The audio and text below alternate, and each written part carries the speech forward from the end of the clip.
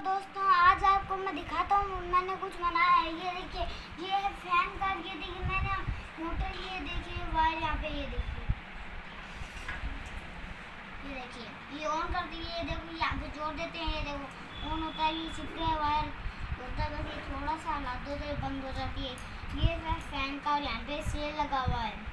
लेकिन अगर आपको भी ऐसे बनानी है तो बस ये मोटर और सेल और ये वायर और एक गाड़ी लेके आइए। बस उसके वायर नीचे से करके यहाँ पे मोटर रख दीजिए, ऊपर सेल चिपका के दोनों वायर कनेक्ट कर दीजिए। फिर ये दबाएंगे तब ये चलेगी। और एक फैन ऐसा लेके आइए, फिर इसके ऐसे दबा लगाते ही ऑन होएगी। तो हेलो दोस्तों, आपको वीडियो ऐसा अगर अच्छा लगा तो यूट्यूब को